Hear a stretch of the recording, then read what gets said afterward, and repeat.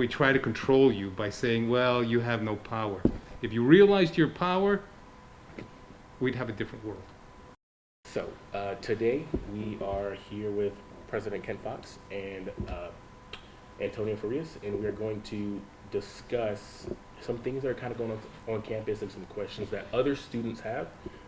And so I'll just kind of jump right into it with the questions that I have. And like I said, feel free to, answer together. When being on campus and walking, around students, what image do you kind of have painted in your head kind of about us? And then, do you think that UF fosters an inclusive environment? I'll start. First off, Tucker, thanks for meeting with us. It's almost Thanksgiving, so it's good to see at least a few students here on campus. Yeah. So I can tell you're focused and you're diligent. You're going to do really well. And I'm glad I've had the privilege to not just talk to you, but my new colleague, Antonio, who's here, and new to the university, but already making a huge impact. So your question was about my perception of the student body? Our perception of us, and Yeah. how do you think that atmosphere is? Yeah, Mhm. yeah. One of the things that I am intentional about is to try to be out and about on campus, and because I just learned so much when I talk to students and meet with them. We're currently in Tigard Hall, and this is just administrative offices, and you don't learn much about what's happening on campus from a perspective of climate or a perspective of what the students are thinking or, more importantly, feeling, unless you get out and about. So I work hard at that. I think I still don't do it enough, even though You're a busy guy. Well, I spend a lot of time at it. But the other is also to try to be approachable to the students, so the students can come and talk to me if they want to. And some of that is indeed through email, but others is in meetings or indeed going to an events.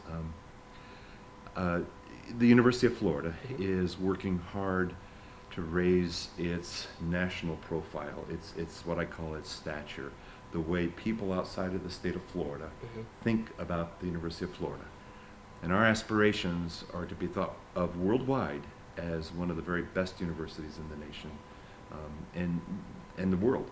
And the reason that's important is because if we do that, then the value of your degree will grow in importance, and people's perception of you and all of our graduates will grow every year as the stature of the university grows.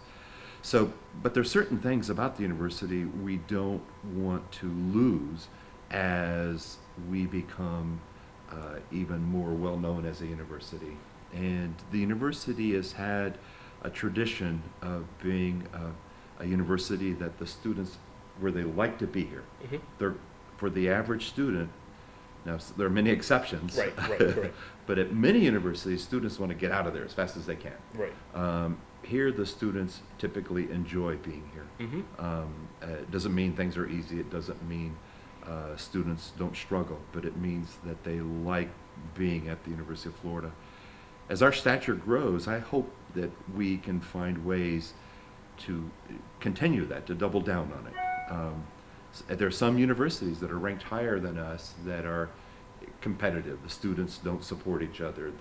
The faculty try to do their very best to get them to not be successful. I want us to do the opposite as we become, as our stature raises and increases, that will become even a more friendlier place, a place that is more welcoming, a place where we even talk about love of each other and support of each other, not just amongst the students, but between the students and the faculty, the students, the employees, and the students and the administration, and the administration and the faculty. Yeah. Faculty too. Okay. So and this will kind of lead into like another question. You said that you canvassed the campus a bit. Do you feel as though the minority students are comfortable with being at UF? Do you get to get a chance to understand their perspective? I don't think they are. Now again, this is just being very general. Right. But I think that's an area where this university can make great strides. A place where students will see themselves even as they're thinking about coming here, while they're here, and after they graduate. It's certainly a priority for me. That's one reason my colleague is here to help us figure this out. But I think the responsibility is one that we all share.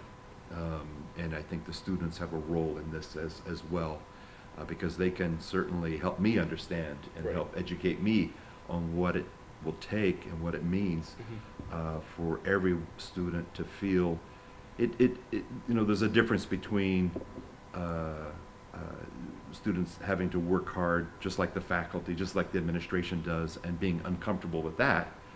I wish I didn't have to work so hard. I wish I could Yeah. have it a little easier. Yeah. But that's different than feeling like you don't belong, or feeling that you're not welcome, or feeling that people don't care about you. And those are the things that I sense are elements of the university that we need to change. Mm-hmm. Now, is the University of Florida worse or better than institutions? I don't think so. Right. But I do think that this is an area, and I am reflecting. I know the goals of the deans and other leaders across this campus, that this is a place, if we're going to achieve that top 5 status, Correct. that's something we need to make progress on. Gotcha. I completely agree. And so this one is kind of directed to you now. Mhm. I know a lot of students, including myself, although my time here has been brief, when you got hired on, it was something to be proud about. But I think a few students, or a decent amount, I'll say, they're kind of confused on your role. So this question is, what is your job as the diversity affairs officer, the diversity affairs officer? And, are you simply, and I know this may not be it, but are you on the faculty roster to kind of, fill that position or meet that quota? Kind of explain that, what is your role and what do you encompass? Mhm. Mm-hmm. So I've been here for 4 months, and it's a privilege to serve here. And for me, I've been doing this work as a chief diversity officer for the past 14 years. So for me to walk into a situation where I'm purposely putting myself out there as a token or as something that's a checkbox, Mm-hmm. no. So, and would this president do so? No. Correct. I think there's a lot at stake in terms of getting to sort of increasing our stature, right? And by stature, it's everyone comes along. That's my understanding of stature. It's like excellence and diversity are not sort of in opposition to each other. Mm-hmm. That's an old way of thinking of the world, right? It's a very sort of deficit model that somehow if you get diversity, somehow your excellence or your quality is going to go down. Correct. Nothing could be further from the truth, Mhm. right? That's an old stereotype that is driven by prejudice. My sense of my role here is to be I don't know if you've ever read Malcolm Gladwell. No. No, okay, got to read Malcolm Gladwell, right? So he talks about connectors, how there's in terms of a network society, and that's what we are, right? Mhm. The University of Florida is this very decentralized organization. It's very complex, Mhm. right? It's not complicated, it's complex. Right. Right. Complicated is, you open up your hood of your car and you see You an don't know engine. where to go. Right. You may not know, but there's a book that'll tell you how to fix that I agree. complicated. Right. The University of Florida does not have a book that sort of will tell you how to sort of Mhm. fix some of the issues that we have. So that's where this complexity comes in, right? So how do you match this complexity with this drive towards what the president's talking about, which is this sense of how do you create belonging? Right. Belonging is this over the horizon sort of aspirational goal. I'm interested in bringing a couple of things in terms of a framework to the university. One is this concept of presence, Mhm. which is the immediacy. Now, you and I, right, do we have beef, right? If we do, how do we work it out in a Right. way that is civil, that is engaged, that we both Communication. learn from each other, right? In a communication style that is radically different than what we are taught in this country, which is debate mode, right? Right. I win, you lose, zero sum. Yeah. That makes no sense in a higher education environment where we're supposed to be bringing ideas to the table that are coming from various sort of parts of our sort of psyche, our geography, our lived experience, and how do we sort of create a better thing, whatever that thing is, whether it's something in engineering, whether it's something in the social sciences, Mhm. whether it's new knowledge, which is what we're supposed to be creating, that then helps the University of Florida be a better agent for change in Florida and for the nation. So my role is to be, going back to the Gladwell analogy, is to be that super connector for Right. this vast network that I find exhilarating. Mhm. I find the fact that we are so decentralized an actual asset, right? And why do I think that? Because your generation is completely, which is going to be the largest generation, right? The millennial generation and the Gen Z generation. Your generation is fully immersed, not just that you're digital natives, but Right. you're also very versed in this whole concept of decentralization and network society, right? How do you work in cells? I think that's the plus factor here. So for me, my role here is how do we sort of gather up folks that are not necessarily discussing with each other. It's not because they don't want to, it's because they don't. Just not comfortable. Well, they're either not comfortable or there isn't a mechanism, right, that says this is how we interconnect, right? And because we have jobs, and those jobs take us down alleyways, and we are blind to the alleyway right next to each other. So one of them is signaling, constant signaling from my office, from the diversity liaisons that sort of I hub into, right? There are hubs and networks that are already building about why this matters, right? The other thing is how do you sort of create a network that is very fluid and also allows communication back and forth. The third thing to do is figure out what we're doing, asset mapping. What are we doing when it comes to these questions of diversity, equity, and inclusion on the campus? Is there one book that you can go to, one website, one person that can tell you what we're doing? The answer is no. Right, so we need to know what we're doing so that we can sort of figure out, think about it as a blank slate or blank board, put up everything that we have in terms of outreach, in terms of excellence, in terms of mentoring, in terms of recruitment into STEM, you name it, and then let's figure out what we should stop doing. Because there are certain things that we should stop doing. And then once we have redundancy isn't a bad thing. The old model, right, the old model of seeing things is you see redundancy and you see inefficiency there, and therefore you have to cut it out. When it comes to supporting populations that are highly diverse and come from all sorts of backgrounds, you have to build in redundancy because there isn't one net to catch everyone. So the question is, how do we create that, right? First, we have to be aware of where those assets are. Right. Take an example, first generation student that is African American and queer and low income, right? Oh. That exists in the world, right? Right here. Okay, right? So you touch many sort of different sort of identity formations. Is there one office that can sort of fully support you? No. Right, of course. Of course not. So that means we need to hyperconnect into everything, and you need to be able to see this as a living ecosystem where what you need is findable, right, within the least amount of steps going forward. Think of it as a website where if you end up clicking too many times to dig deep, you get lost or you get frustrated or you move on, right? So we need to be more efficient with that, and we also need to think of ourselves as a giant community that's trying to think about ways to put in place this concept of presence. Again, how do we interact at the individual level, and then work towards making intermediate sort of action items that get us to intermediate goals, then eventually get us down the road to this concept of belonging, right? What does belonging mean, right? Somebody mentioned an analogy of a party, right? Belonging or inclusion is being invited to a party. I would say no, right? Because you've been to a party where you think, I don't belong here and I really don't feel included here, right? So for me, this concept of inclusion or belonging, right, these terms, what they mean is, okay, if we're going to use the dance analogy, it's like it's being invited to a party, it's putting on your own music, right, and then getting on the dance floor and realizing that everybody else is dancing with you, right? That, to me, is what belonging means on a very visceral level, right? It comes down to getting things out of our head, right, into our hearts and into our hands. And by doing it that way, you're actually thinking it as a scholar, as a young critical thinker. You're getting it into the empath way, right? How do you feel about this, right?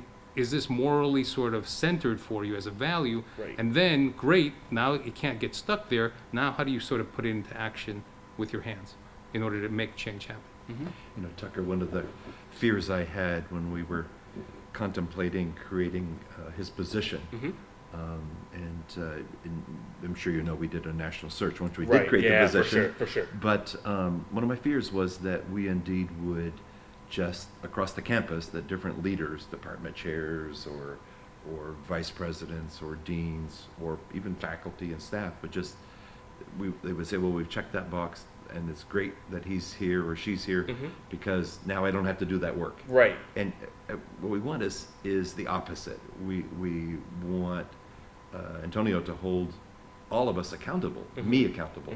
So I'm doing more work and I'm actually doing it more effectively in areas related to inclusion and diversity, broadly speaking. So he holds us accountable. He guides us and helps us with this networking, and in no way does it mean that we have now stopped the Right. work that each one of us has to do. Right. We actually are now doing more of it and Mhm. doing it more effectively. As a network. And that, I think that's really important, that we view this position, and Antonio's a master at making sure that no, that's not my responsibility. He says it's yours, and That's here's how great. you could do it better. Right. Yeah. With our goal of becoming a top 5 public institution, how do you plan on promoting that competitive but healthy educational social environment? Yeah, but I think the first responsibility I have is to be an example. Not that everyone wants to do exactly what I do or my way of doing it, but I think I have to model what attributes I want our faculty to have, our employees to have, and even our students. Mhm. So I try to do that. I try to have a sense of, using some of the terminology we have here, of not just being isolated in my office, but of caring for people. I spent a number of years, I was going to actually become a pastor of a church. And so even though I'm an engineer by training, I took this excursion off Oh my gosh. to be a pastor of a church, but then I went back to engineering. And I think if I can use that terminology, I think in some sense of my role as president as actually being a shepherd or a pastor, Mhm. and not from a theological perspective, Right. but just as someone who needs to tend to the herd. people, Yeah. the well-being Mhm. of our community, this huge family of 30,000 employees and 54,000 students. So to me, that's number one. I need to sort of model what it is that I want this institution to be about, and it's a sense of caring, but also a sense of excellence. And then secondly, the other thing I do is to make sure we have the right people in the right positions. And so I appoint some people that appoint other people that are going to be here that do things like hire faculty, recruit students, support the people that are here, the employees and the students. The third thing I do is to communicate on behalf of the university. Mhm. So I do that externally by traveling Right. and speaking, but internally, I think it's important. I try to communicate a certain atmosphere, a certain ecosystem, to use an overused word, a certain sort of sense of the institution through what I say, how I say it, and whether that's a column in the Alligator, or whether it is, having fun with a Facebook Live session on Halloween or whatever it is, just to communicate a sense, and I'm doing that. It's not so much the content of the message, although I work hard on the content. It's also trying to be an example for others, like faculty, that if the president can be out there having fun, making fun of himself, You can do it too. yeah, that you can do that, and it's okay to have to do that, and to do it though in the sense of, again, trying to be the best in the world at what we do, because we think that's important as well. What are some things you have planned, to kind of give more, to give more perspective to your role, to the students like us? What do you have planned for yourself and for others? Mhm. Mm-hmm. So it comes down to building the base. Building, if you build a solid sort of foundation, then you can build a superstructure that will hold out. Like, I'm looking to my engineering president. And, I'm electrical, not a civil. oh, okay. Even Not still, civil engineering. impressive. So it comes down to right now every college and business unit has assigned something called a campus diversity liaison. And that person serves on the leadership team of every college and business unit. And that group of about 25 human beings sort of hub into my office. So that becomes the foundation, right? We start going back to the president's point of, you set an example and then you start replicating that at the home level. And what I call the home level is whatever the home level for a student is probably the college that you're majoring in. That's home, right? In some way, that is your intellectual, your academic home. The goal is, as issues arise, because issues will always arise, and some of them are positive and some of them are negative, right? We always sort of, at times, harp on the negative and forget that we also are sort of a people of joy, and we also create things, and we want to celebrate those, right? So on both of those, whether you're faculty, staff, or student, when issues arise or where you have perplexing challenges, it should be handled at the home level, because that's the nexus point, and that's where the solution set comes from. Where it doesn't, it becomes an institutional issue, then it should move up to the higher rings, right? The higher places where we now collectively have a lot more sort of bandwidth and horsepower in terms of understanding of these issues of diversity, equity, and inclusion. So once we start building that hub, and that's in the process, now we start moving forward with that, right? Now we start sort of making sure that going back to the question of asset mapping. What are the assets that we have in place so that we can actually take those assets, and rather than say, well, we need more of this, well, we don't know if we need more of X because we haven't sort of done the asset mapping. Now we can sort of deploy those assets in a way that is strategic. The goal is to create some sort of a loosely sort of formed strategic sort of vision. I'm of the mindset that you create freedom within a framework, right?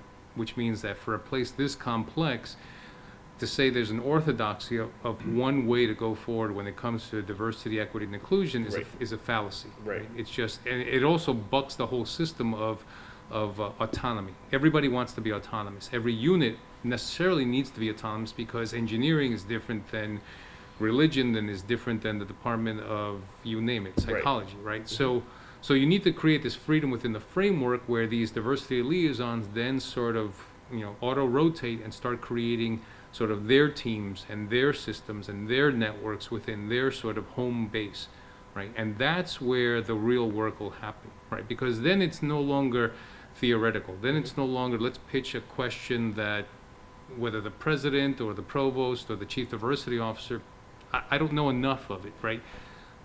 The solution to what the next steps are reside in that home world, right? So, again, going back to freedom within the framework, create the cultural competencies within these 25 human beings that are sort of going to be the next level, right? And then have that replicate all the way down. And then put some real skills into motion. Like, how do you have a difficult conversation? Right? Have you ever had a difficult conversation with someone? Of course. Has it always gone well? No. More than likely it goes what? South. Way south, right? So south into the next hemisphere. So we absolutely suck, right, as Americans, in the way of having real crucial conversations about, you name whatever the topic is. So that's a skill set. Yeah. So that's the beauty. The reality is we're not good at it. And the reality is, the good part is that we can get better at it, just like any other skill. So that's and that's content neutral. We don't necessarily need to be talking about diversity. We could be talking about anything. You could be talking, once you learn these skills, you can apply them to your home front, to the work front, right? You name it. But unless we understand how to be engaged in tension and in what some people perceive as conflict, right? And understand that we're built differently and come from different backgrounds, and therefore we're going to react differently, right? So how do we create a space where we can sort of engage on the best ideas for the best solutions that can get us to that next level? That's the goal, right? And that's what I need to communicate on a consistent basis. Right. And that doesn't give you a level of granularity, and that's purposeful, because the more I give you a granularity of what's inside my head and the way I want to do it, the less that this entire team of 25 and then the rest of the university is going to say, well, Antonio seems to know it all, so let's follow Antonio's method, or let's resist Antonio's method because I wasn't asked, right? So this is a everyone plays game, right? It's like, here's the table. If you have beef with the organization, come on in, because the solution will only happen if you're actually at the table contributing, right? So that's the goal, is create a large enough framework and then bring in everybody that wants to work on the issue, right? Let's develop things. Let's put them out at the maybe 75% rule. Maybe that doesn't meet the engineering criteria, right?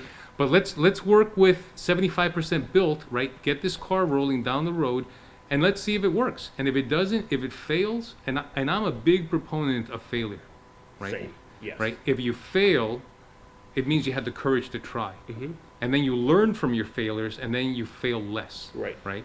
So that's the whole point, is to suck less, right, at these issues of how do we create dignity and respect, right, in this community so that we can get the best ideas on the table, whether they're coming from the faculty, staff, or students, so that we can create a better community that sparks innovation here across the board.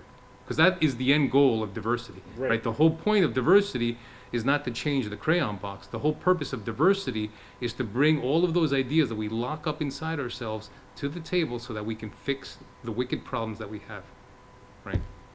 What, again, like, just tell me a little bit more about yourself, and not maybe as a member of the staff or the faculty here, and then just as an individual, you know, Yeah. what can you tell me or other students, you know, some background and some experience, professional or personal? Yeah. Mhm. Right, so you want me to go deep, right? I mean- Exposed, yeah. So I was, you know, I'm a New York City kid. So I grew up on the corner of Bruckner and Boynton in the South Bronx, and that was my multicultural school of hard knocks, right? I didn't meet a white person until I was in Fort Benning, Georgia. You were in Fort Benning? I was in Fort Benning I was in the infantry, so I was in the army. Huh. So we jumped right from when I was inception in kindergarten. I was in the South Bronx. You in the military, right? Yeah, I was in Fort Benning as well. Oh, you were? It was hell. Oh my god. No. 19 kilos. Okay. 11 Bravo. Oh my gosh. So yeah, so I started there, right? And again, who was around me and what did I negotiate? I negotiated African American, Puerto Rican American, right? Colombian American, Irish American, Italian American, right? You're getting the point, right? Yeah. Ethnic difference. And we all had ethnic pride, and we all stumbled, and we all worked, and we all kicked each other's butts at times, right? That's my inception point. That's where I started, right? When I got to Georgia, that's when all of a sudden I was in a foxhole, right, with a guy from Kentucky who had issues with me because of the color of my skin and Right. because of, you know, my name, Mhm. right? So that was my introduction to white people. Right. Before it was you had ethnic pride, Right, and it right, didn't matter, right. right? Because ethnic meant you were of any sort of Mhm. denomination. Mhm. So for me, the military created sort of a placeholder for what my family had already taught me, which is values-based sort of leadership. I didn't call it that at the time, but that's what I realized that it was years and years later, which is, you know, you have a mission, right? And the mission is clear, and if your values are clear, then whatever you're doing, regardless of the criticism you get from it, you can wake up in the morning and say, I did the best job I could, right? Win, lose, or draw. So for me, my story is the story of an inner city kid, first generation, low income, right? Free cheese, free lunch kid, Yeah. right? Got my butt kicked a lot by sort of the whole, how do you navigate all that difference, to, you know, not succeeding in high school enough, going into the military. I was a jet mechanic, right?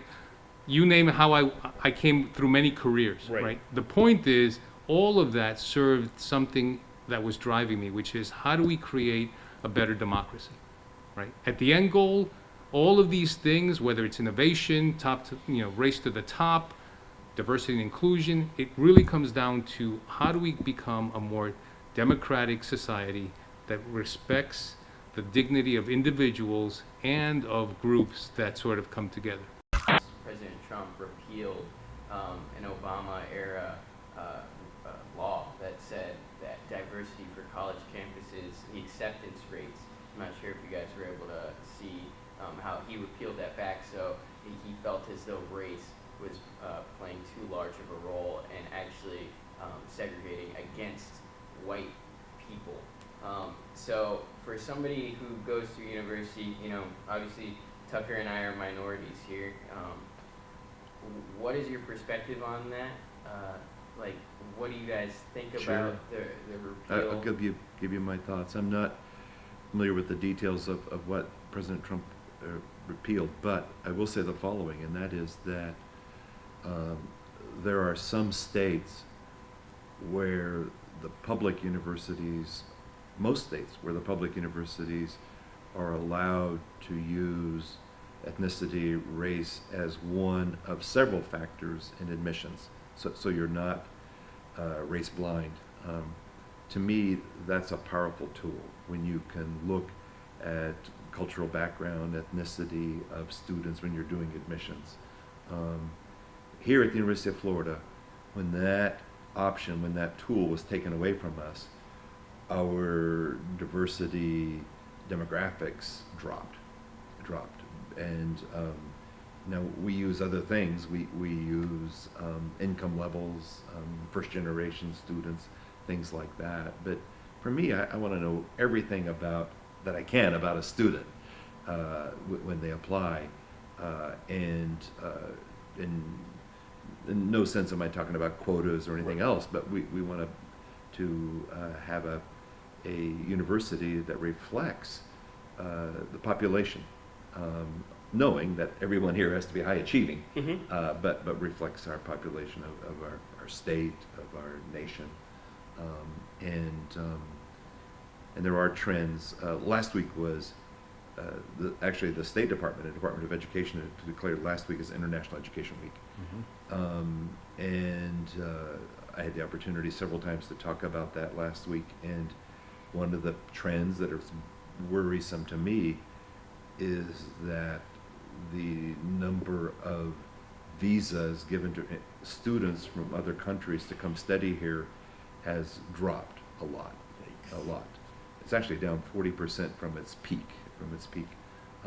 And we've seen similar numbers at the graduate level, not the undergraduate level. And to me, that's part of the richness of a university, is if you can come and you've got a student from another country, maybe many students from another country in your classes, you're learning from them. Because I've done a lot of traveling, but I don't know much about other cultures. I really don't. And this place would be richer, I think, if we had more international students. So who removed that then? Is that something that who controls that? It was a state decision, a number of years ago. Yeah, the states can do that, and it's actually it's happened in states, California and others. Good afternoon. My name is Tucker, and today we're conducting a interview type style documentary, and what it consists of is basically trying to understand the different experiences from students or just Americans in general. And I kind of want to use this as a way to communicate to others and to reach out to others and to show them that, although we feel as though we've made progress, there's still a lot of work that we have to do. So kind of just start off with giving you this, kind of outlining it for you. That way you can understand where it's going to go. And then I'll ask you some questions and just, be completely honest. You don't have to hold anything back. I want you to be as raw as possible and just, understand that when you do put the message out there, or when we put the message out there, that people are going to see it and they're going to want to relate to someone. They're going to want to relate to a character. And I want you to kind of just set your own character and just be yourself, okay? So I'll start by saying, being a child of an immigrant family, my perspective on so many different things are, my perspective on things are really different from the way your typical American would have them. And, coming from, an immigrant family and coming from a family that has, different morals and different, different ways of thinking, different personal and political beliefs, I kind of want to ask you, coming to, when I came here, when my family came here, or even just moving around domestically, when you think of America, when people think of America, they think of, the land of the free, unlimited opportunity, things like that. And so I kind of want to get some answers to see, what you feel like America is and how that has shaped your experience at UF, how it shaped some of the social beliefs that you have, and kind of just elaborate on that, okay? Yeah. And so I'll start by this question. So how has your experience been in America? Like, as, a Black woman in America, how has your experience been? My experience in America being a Black woman is kind of hard to explain, I guess you could say. Sometimes you don't feel like you're the minority per se until you go into spaces where you are the minority. So growing up in a predominantly Latino and Black community, I never felt like I was an anomaly, I guess, in America. But then when my mom sent me to schools that were outside of my district because better education, I realized, wow, I am a minority. And I had to deal with certain microaggressions, different things. I had to carry myself a different way. I had to deal with girls being like, let me play in your hair. Why doesn't your hair look like mine? Yours is nappier than mine. It kind of gave me a complex about being a black woman. And I guess you can say America, at its bare bones, is supposed to be a blending of cultures. But as we've seen throughout history, one culture is more predominant, and we're trying to basically make our cultures be seen. With this question, have you traveled throughout different states and out of, or even out of the country? And when you travel, do you understand different perspectives to living and the different social issues compared to those of the U.S.? Does that make sense? Yeah. Okay. I have traveled. Most of my traveling's been more in Central America, and going there, it kind of makes me appreciate America a little bit, but then it makes me hate it because, like, I hate this place because of what it's done to my people and what I've been through. But then when you travel to other places that are more third world, you think I could have it worse. So it's a very interesting thing to go through because I want to hate America, but at the same time, where else could I go to thrive in the way I want to thrive? So this one is going to be a two-part question. How do you think that your experiences, how do you think that translates to being a student on a campus that is predominantly white? And then on top of that, do you feel as though you felt discrimination on campus? And have you noticed that mistreatment for yourself and for others? Like I said it earlier, my mom sent me to out-of-district school, so I was very used to being the minority per se.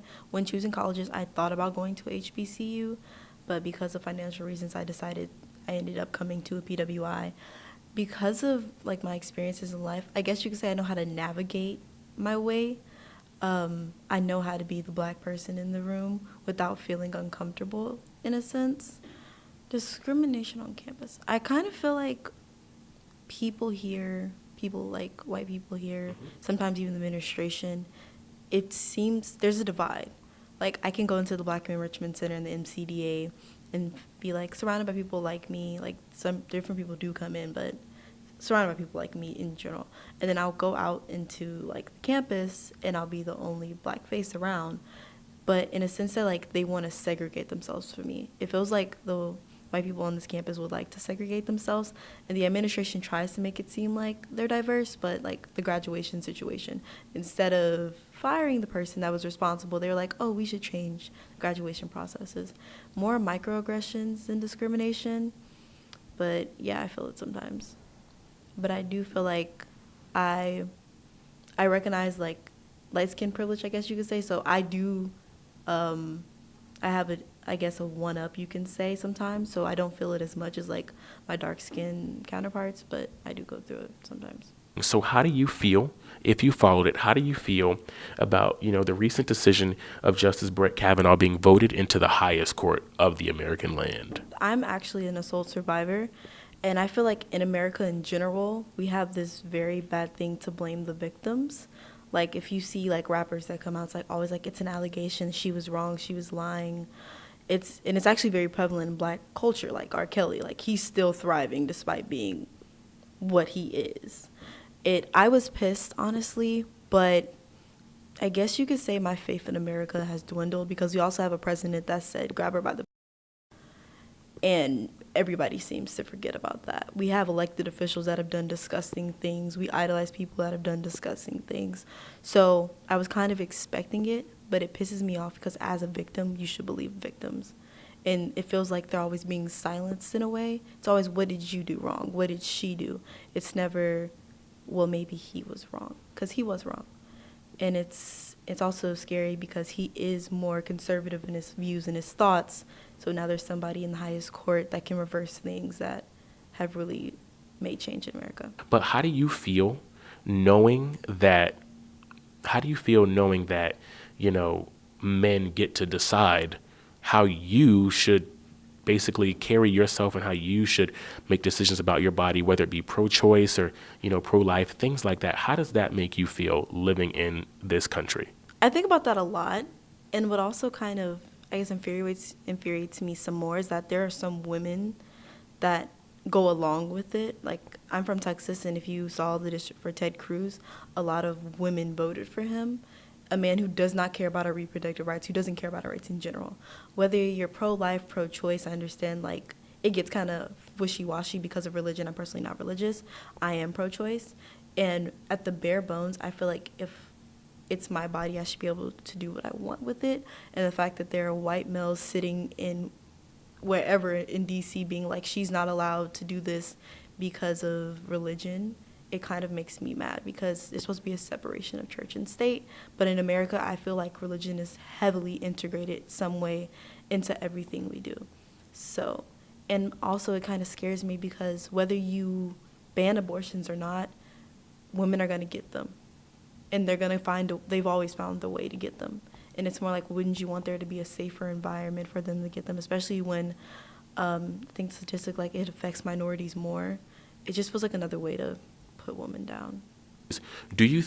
How do you feel about people saying white privilege exists? Do you think that is a real thing, or do you think it's not a real thing? Why or why not?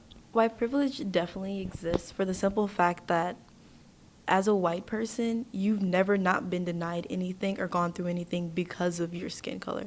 You probably have had like your income, like your poverty, if you're impoverished, things like that, like you've been through things, but never being white, has that been a problem for you navigating through certain spaces? Me being a black woman has stopped me from getting certain things. I tried to register for a more advanced school, and she told me, word for word, the special people's program is over there. She didn't hear one word I said. She just saw me and my mother, black women, and she said the special people's program is over there. So we proceed to leave that school so I can go to a different one.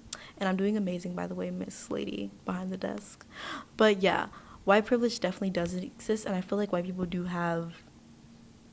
they need to acknowledge that privilege and use it in any way they can to help. Because I have a privilege being a fairer-skinned woman, like a lighter-skinned woman.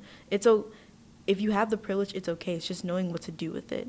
And if you get offended by me saying you have white privilege, get over it, I guess, because you do have white privilege. Because you being a white person has never stopped you from getting anything. As my godmom told me, as a black woman, I have to work 10 times harder than anyone just to get where I want to be. You probably have to work hard too, but the color of your skin has never stopped you from being great, I guess. But in the dating scene, we typically go after people who resemble us. Now, that's not the case for everybody, but, we typically go after people who resemble us, our family values, our social and political beliefs. And we're in a time where interracial dating is kind of prevalent, and people are allowed to have whatever preferences they choose. Do you feel as though when someone says that they're not into a specific race of people, that it's simply a preference, or is it racist? And kind of touch on that. This is a slippery slope. Because, there are, black men, on Twitter, they be like, I don't date black girls. Which, honestly, everyone does have a preference. But the problem is in that specific situations, when you bash. You cannot date black women, but also not be like, I want me a white girl, black girls are ratchet, they're this, they're that. I feel like you can have a preference without being racist, I guess you could say. So if a white man's like, I typically don't date black women, that's fine, that's his preference. But if he's like, I can never date a black girl, the mocha of her skin doesn't do it for me, I hate black people, it's like, whoa, calm down, sir, pipe down. So having a preference in itself is not racist, but it's the way you navigate that preference. So if I have a preference to date, let's say hypothetically I only dated white people, like white males, I would never say I don't date black people because it is this. It's just I typically date that. But personally for me, I'm open. I'm big love is love person. So if I vibe with you, I vibe with you. Sometimes it's typically easier to date a person that is similar to you. You take them to a cookout, they're not confused. But it's just all about preference, like you said. But just know how to navigate your preference. You cannot like something and not bash it in the process. Do you feel as though we're in a time where being politically correct is very in, and so my question is, do you think that being PC hinders our ability to communicate and relate to one another? And do you feel as though we're becoming too sensitive, or is it simply a step in the right direction? Me personally, I feel like it's a step in the right direction. If you see the people who get mad about PC culture, are you mad because I won't let you say slurs about me? You, as a bisexual woman, you will not call me a you will get slapped.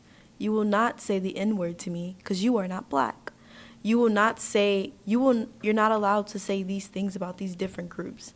I do feel like sometimes like it's like I feel like there's some people that get mad just to get mad in certain situations, like little things, like she sneezed. It like sometimes like, but I feel like people who do that are more trolling. But like PC culture, being politically correct is a step in the right direction because you are not allowed to say whatever you want to say. 10 years ago, you probably could go on whatever platform and say this slur, that slur. You will not be saying it in 2018. I am not having it. I feel like it's a step in the right direction. You shouldn't be able to say just whatever you want. I understand you have freedom of speech, but if your speech hurts someone, you shouldn't be allowed to say it. So, what was your initial reaction? And this is about Serena Williams. What was your initial reaction to finding out about Serena Williams' mistreatment during her match against Naomi Osaka? And do you think that that political cartoon, if you're aware of that, do you think that that cartoon was drawn up to paint a picture of her being overtly aggressive? I was very annoyed by that situation in the most simplest terms. She spoke up for herself, and she was met with all this backlash. When if you go through the history of like all the matches, there have been white males who have spoken up against and never received any backlash.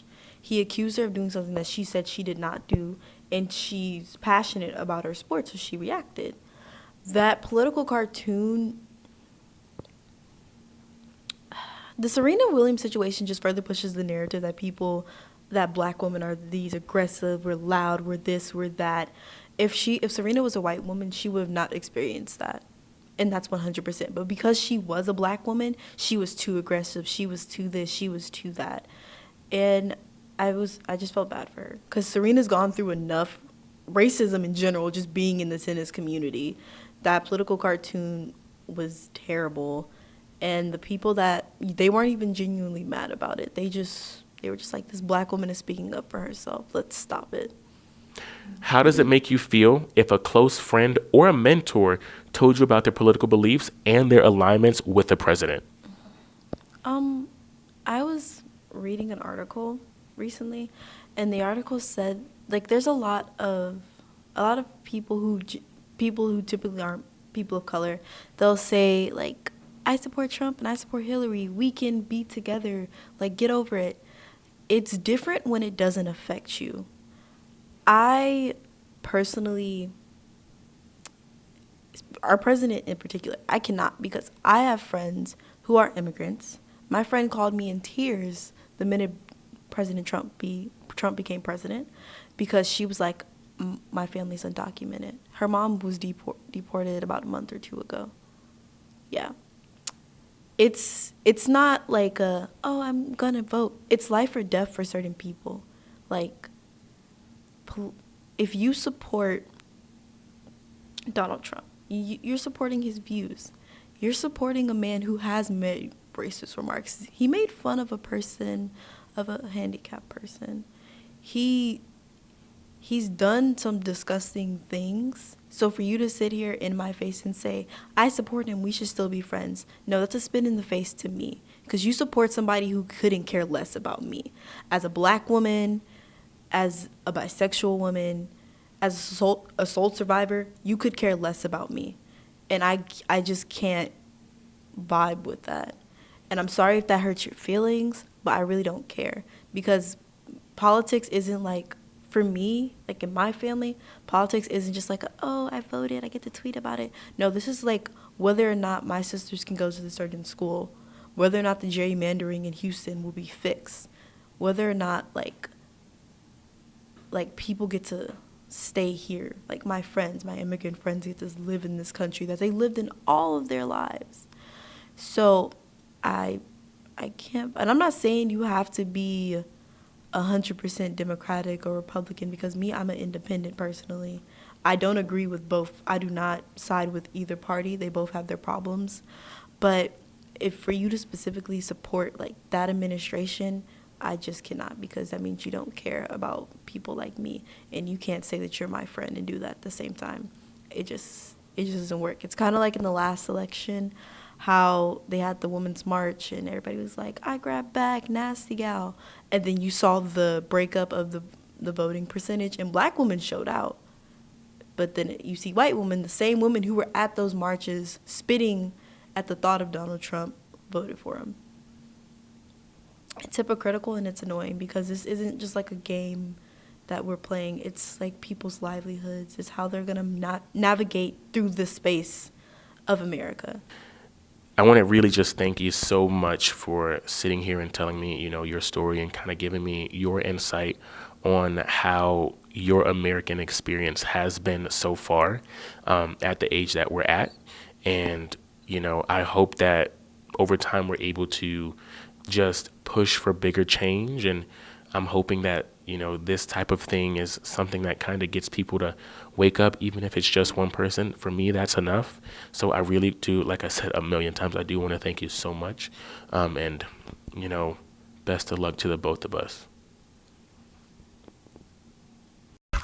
So today we are discussing what it's like to be an American, or kind of that perspective of what the American experience should be. And so today I'm kind of just here to ask you some questions and kind of give my own insight as well, to kind of see what it's been like for you, some experiences that you're willing to share, and just some questions that you're willing to answer. And we'll kind of start from there. So I'll just jump right in and I'll ask, so far, how has your experience been in America? Way better than my experience in Venezuela. I'm going to tell you that. The first thing I'm going to tell you is that. Why? Because in Venezuela, I experienced a lot of terrible things, and things that probably a lot of people, I'm not going to say a lot of people here haven't experienced, but maybe like the type of way, like the government way of it happening over there doesn't happen here, And it was really rough. And when we first moved to Puerto Rico, it was so good. It was so nice. And I'm telling you this, and my heart beats beating, maybe because we're on camera or whatever. But yeah, when I moved to Puerto Rico, I didn't know what was happening too much. And over the years, you understand what's happening when you call back family over there, and they're still getting hit with gas from the government, throwing it outside to, control the crowds and stuff like that on the street, because they're marching for liberty and for democracy, and the dictatorship doesn't like that. So I'm very happy to be living in the United States at this moment. All right. So, with that, I was going to ask, have you traveled states in and out of have you traveled to different states? Have you traveled out of the country? And, if you have, which you have, how has that shaped your perspective on, America, whether it be the people or just, your own personal perspective? Traveling, being somewhere, like I've been to the Grand Canyon. I've been to those states. I've been to California, to San Diego. I've been upstate New York. I've been in different places, I haven't been outside the country too much other than Venezuela, Puerto Rico. But what I can tell you is here, everything's organized. Most of the things are organized, and you can be free in some type of way. Every place has their laws and stuff, but here I don't feel like I'm being like somebody's telling me to be somewhere and I have to do that thing, and there's opportunities here. I'm from Miami. I'm not from Miami, but I lived 10 years in Miami. Hey, 305. And you don't have to, in Miami, you don't have to go travel to see what people look like or to cultures. I mean, you have the internet nowadays. If you really care about culture, and there's no excuse, the internet's there, and you can use it to learn about what a certain Asian group, like if you're going into a meeting, into a formal meeting, what you should do if you're meeting with Asian people or Hispanics, or what happens, There's so much information on the web, and honestly, you don't have to go places to learn what these people are like. You can just go online and talk to people here in Florida, and the University of Florida. You have all sorts of people from everywhere, and you just have to give people a chance, sit down with them, and learn. All right. So with that question, how do you think that how do you think that that translates to your experience on campus? And, how do you feel as though, there is discrimination on campus between certain groups of people? And have you noticed the mistreatment of others, whether it be, small things or even major things? The first thing that pops to my mind is the graduating thing. When people go up to get their diplomas and they were stopped from dancing, you go here for 4 years.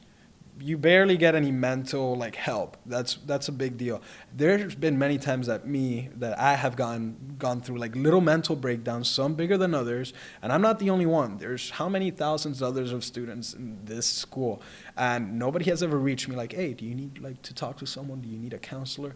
No, and then you go through all of that, and we're putting all the work aside, just the mental.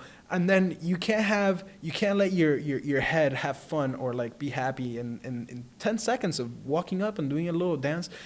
That really shocked me. That really shocked me because I don't only think about all the work that you have done, not only for yourself or your family or for the school itself. Look at right now we're in the INC and not hundreds, but dozens of students daily come in here with stories and they bust, They work really hard, and nobody really asks them why is it a problem to go celebrate? And I think the people that were celebrating were of color, and that adds up to it. Why if they want to celebrate, let them celebrate. Yeah. And honestly, I don't feel like I come over here and people are looking at me and they're like, you're Hispanic, or yes, I have an accent. I speak to people online playing video games. I speak to people online in chat rooms. I speak to people in person, and I'm confident about it. I'm not focused on, what they think of me or what they think of my looks or my color or my, where I'm from. I think of everyone as another person that I can have a conversation with or attempt to have a conversation with and, carry on with life. So we are in a time where, we're under a lot of political duress, social duress as well. This one is a question. This is a question that hits home for a lot of people, both male and female, but particularly female.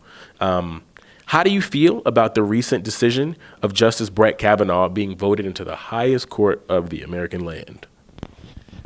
I mean, it's tough. We're going back to something that happened a long time ago, and I can tell. I know why people are like, "Come on, it happened a while ago." But at the same time, you can't go around what happened on that time. If we have, it's such a I'm gonna be honest with you, it's such a difficult question to ask. And I followed it, and I saw the Senate speaking with him and everything, and how can we believe him? How can we not believe him? Who am I to know that? I leave that off to the CIA so they know what they're doing. They are the ones that can go all the way back, retrace people. I don't know the people that I don't know the people that are pleading against them, and I don't know. I've never talked to them. I don't know if they're being honest. I don't know if I've never talked to Kavanaugh. I don't know if he's being honest. And at first I was like, oh, that guy's lying. But anyone can say that. And I honestly would hate to be in Kavanaugh's position and not be lying and have people call me a liar like that and ruin. That's if he's not guilty. But if he's guilty, then he should not be in that position at all, But I'm not the one that says if he's guilty or not. I can think whatever I think, but I don't think it matters. I think we should focus on that not happening, on sexual stuff like that, not happening at all, and keeping tabs of people when it happens. And we need people to speak up, and I feel like people will speak up after all these incidents and all that. People are going to learn to speak up, and it's not easy, but it should be done if you want justice right away, All right. I agree with that. And so, my next question is, it kind of feeds into that. How do you feel about men having the final say about women's reproductive rights? Is it a decision that should be solely left up to men? Solely left up to women? And give me your thoughts on that.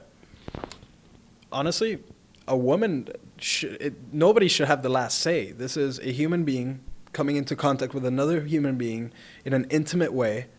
If they're doing this to have a child, they're going to have the child. If they're not doing it to have the child, then there's certain ways to go around it, you know, using protection and stuff like that. But I mean, if it happens, and nobody should have a say over like the woman's body, you know, like I don't think so. So what about when women are in situations where they've been assaulted or even raped, you know? You know, like I can't have a say on what that lady or woman has or girl, you know.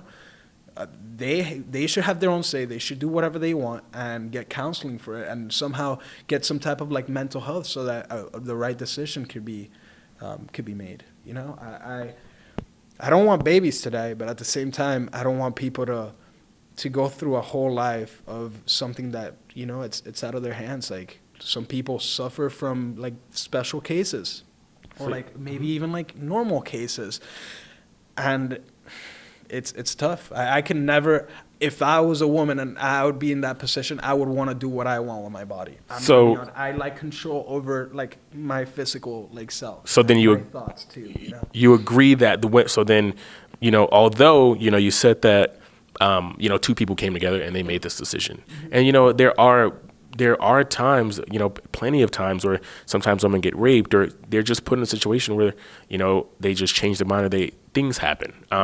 You do agree, you know, I just want to make sure I understand, like, you do agree that women should have, you know, the final say over their body, or that, you know, do you feel as though women should have to consult men about wanting to keep a child that they don't want or are unable to have, and, you know, keeping a child that a man is not willing to help take care of? I mean, it's obvious that a woman should have the last say if something bad goes on or if something unwanted happens.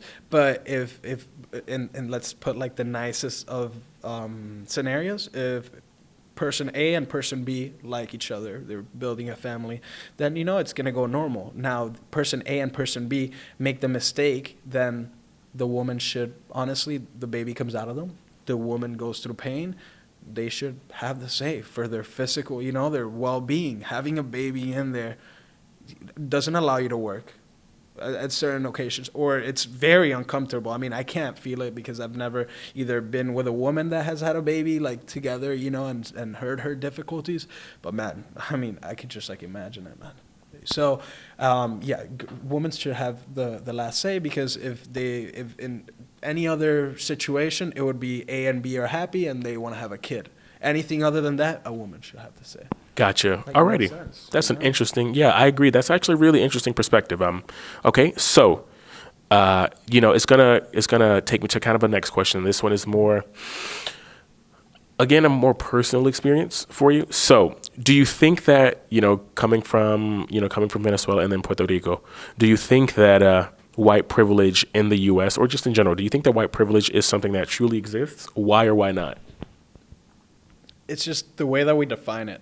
It's something that we feel, and it's so hard to define. And when there's like a feeling like that, because I feel it, people feel it, and at certain points you don't feel it, at certain points you do feel it, and not just yourself, but other people around you. Sometimes you feel like you have more power over other people. Like when I played soccer, sometimes I knew I was better at some things than those other people, but I wasn't rubbing it against their faces. I wasn't being loud about it. I was being like how a human is supposed to do, is supposed to be. You need to coexist, you know.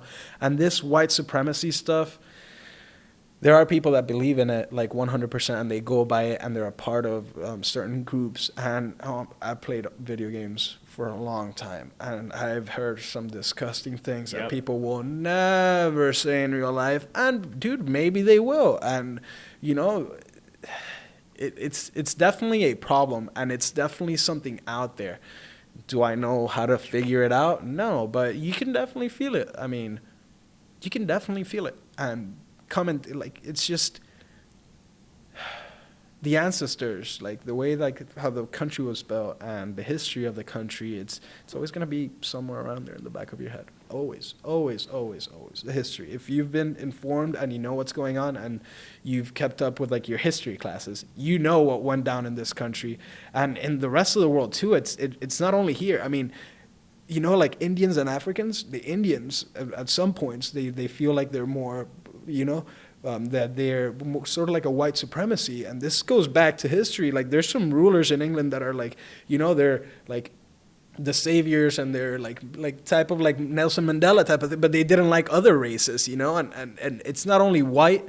It goes all over the place, but here in the United States, it's white privilege. That's what they like to define it. It's something natural that I think that humans do, and it's terrible, you know, and I don't want it to be that way.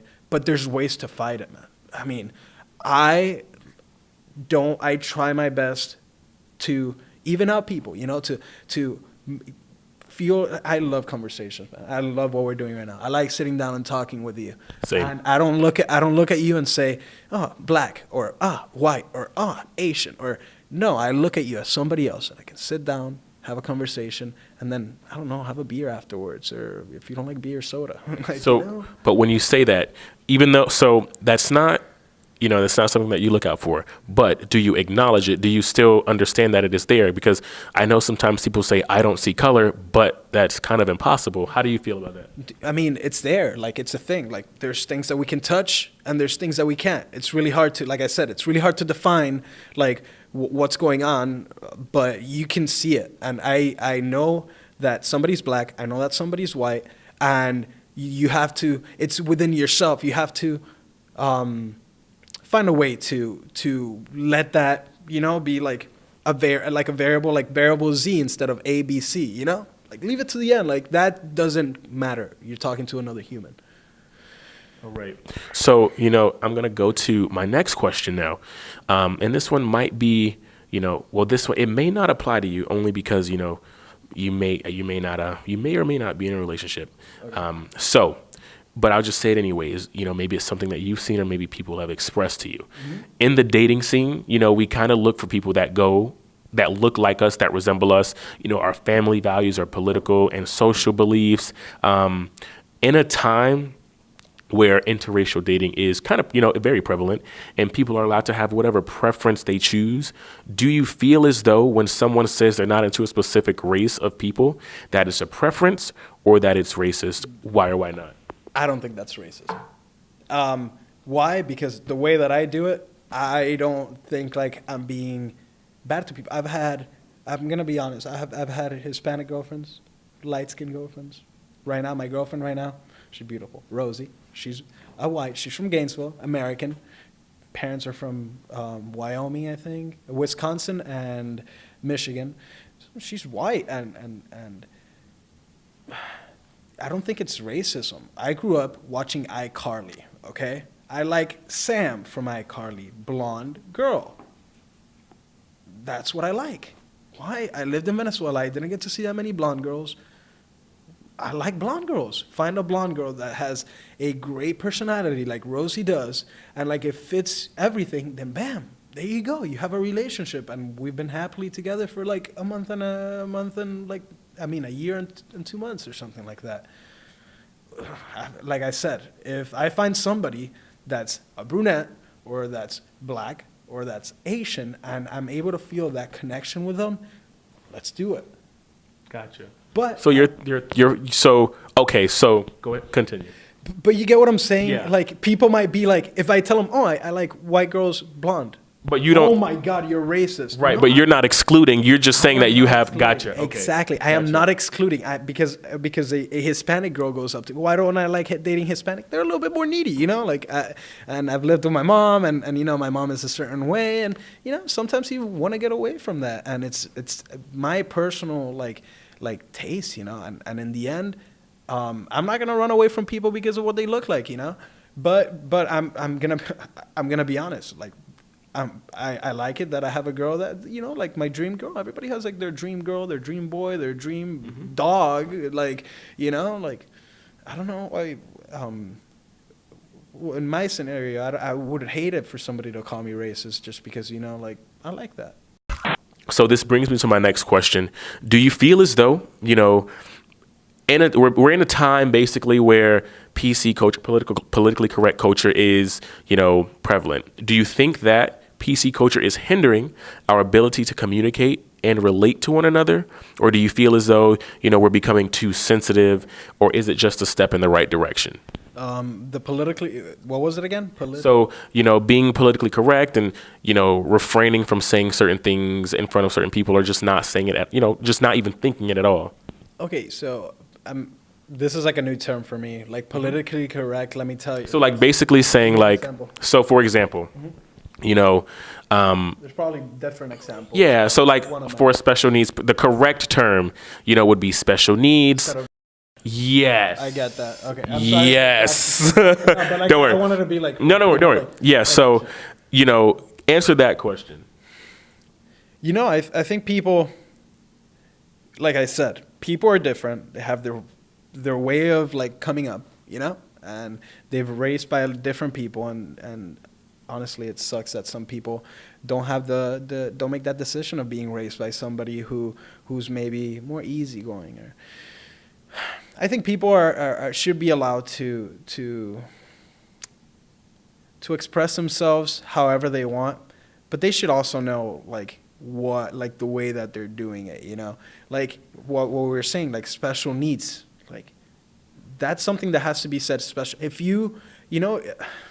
it's so hard for somebody that grew up in a certain place to know what special needs is when their whole life they've been, and this is when you can't have this conversation that we're having with everyone in the world. So if somebody, let's say Joe from Montana comes in and his mom has been saying instead of special needs, how is he going to know that special needs is a thing? He needs to be introduced to that. So people are a little bit weak, but at the same time, people need to sympathize and know what it feels to live with somebody that has like special needs and how it feels for them. And for somebody to address your kids in that way, I can see why they get hurt. You get what I'm saying? Yeah, I get you. So I get you. I think it's a balance. Like interviewing me is pretty boring probably because I try. It's actually great. I try to find the balance of everything, and that's how I do me. That's how I go about in life, trying to make people happy and trying to make myself happy at the same time, And the being politically correct thing, it's just really tough. I think as a whole, I don't really. In a perfect world, I wish everyone would be politically correct and everybody would respect each other. But sometimes it's not even just you wanting to disrespect someone else. It's literally, you just don't know. Like, for example, I have this bad habit of when I don't like something, I call it cancer. It takes a lot of effort to take out words that you use in your vocabulary all the time, and being politically correct, it takes a lot of effort. And I don't care what people like. I do care what people say, but in the end of the day, that's like I've been politically incorrect and politically correct, and I understand why people are and are not at times. All right, gotcha. So, Hopefully that answered. nah, yeah, I got you. Sorry, like I got you. So, with that, we are going to kind of move to the next question, right? And we'll get, kind of answer this one. What was your initial reaction, to finding out about Serena Williams' mistreatment during, her match between Naomi Osaka? And, when you saw that political cartoon drawn up, did it paint a picture? Do you think that it painted a picture of her being overly aggressive? I did a story on this. I spoke to coach from the ladies team here at UF. I spoke with the director of tennis. And like every other sport, the referee is not there to hunt after you. Sometimes because of your personality, the way that you look, the way you speak, they will. I played soccer for a long time, and I wanted to kick referees in the head many times. But I messed up like she did. But you have to own it. You have to own it. You can't sit there and say, "Oh, I was mistreated. I was mistreated." It's in the moment. There's so many people watching. Like, this referee has a lot of pressure on him too, He's trying to keep the game flowing. And I know where she's coming from, and I know why she's getting back up. And I just feel like her reaction was like maybe like in the time, like she thought like the referee was hunting after her because she's a woman and because she's a mother and because, you know, like she kind of like, I would say like brought it upon herself, like because of her actions. But I also understand that, you know, women don't get treated equally all the time, you know? I just like I said, I covered it, and this is something that I can answer, and a little bit of like bad sportsmanship, a little bit of bad refereeing. She could have gotten another type of warning. I'm forgetting what warning, but she could have had a warning instead of that first penalty for on-court coaching. But yeah, I think after that it escalated. Maybe if the referee would have given a warning right there, it would have died out. That wouldn't have happened. So there was a cartoon that was drawn, and let me see if I can find it for you. Yeah, because if I don't see this is why I'm a bit confused. Here, let me show you. You know, what does this look like to you? Like, what do you think she is? Well, she's the opponent. She's just But what is she, like racially? What does she look like? a slim, like more beautiful woman. That's Okay. I mean, that's what I'm getting, because like, I mean, that's just horrific. Like the way that they portrayed her, you know, when I look over there, a more attractive woman. I don't know if I know that she's Asian, but like, I wouldn't be able to tell. You wouldn't be able to tell from this, Yeah. right? You know, after seeing this, what are your thoughts on that? How do you think she was depicted after seeing that? I mean, you saw it by my face. Like, I just think it's sort of ridiculous. I mean, you can first you know that Serena Williams is black, and they put big lips and like these muscles. She's a muscular one, but she doesn't even look. You know, she has a shape to her. You know, she's a big girl, but at the same time, she's fit. That's not fit. That doesn't look fit. The hair looks terrible. And yeah, that's definitely a little bit disturbing, like even disturbing to see, you know? Yeah. All right. So But then- in terms of sport, yeah, you know, Yeah, that's get what I you. was saying That before. conduct, And, yeah. and I've been an athlete, you know. Yeah. I played here at UF for like the soccer club team, which we're pretty solid team, you know, and this is what people do in the aftermath, you know. And this is how people portray it, and it's kind of not kind of, but it's sad to see it. Yeah. I'm giving you my honest opinion on it. This could have been portrayed in a different way, and this is not even comedy. Yeah. Yeah, it's not. There's nothing funny about it, and I'm not trying to be like, No. you know, like trying to kill the party. It's just legitimately there's nothing funny about it. You know, you're talking about like the mother of how many kids, and I mean, she's a mother. She's hardworking. I mean, the amount of hours that she probably spends practicing, and then for it to finish like that, like how are you gonna like put this one event, Right. you know, over like her whole career? Right. Like, get out of here. Like this is different. Like, This is kind of going to be that last question. Let's say, you know, again, coming from your experiences, you know, you living on campus, or, you know, just being in this different atmosphere as opposed to the one that, you know, you're accustomed to. How does it make you feel, you know, like, let's say, how does it make you feel knowing that a close friend or even a mentor, you know, told you about their political beliefs and their alignments with the president currently? I wouldn't care. I wouldn't care. I wouldn't care about if he likes the president or if he doesn't like the president. And I'm going to be honest, man. I'm going to be completely honest. Like, that man is our president, but I can't do anything about it. And the only thing that I can do is keep on living my life, expressing positivity.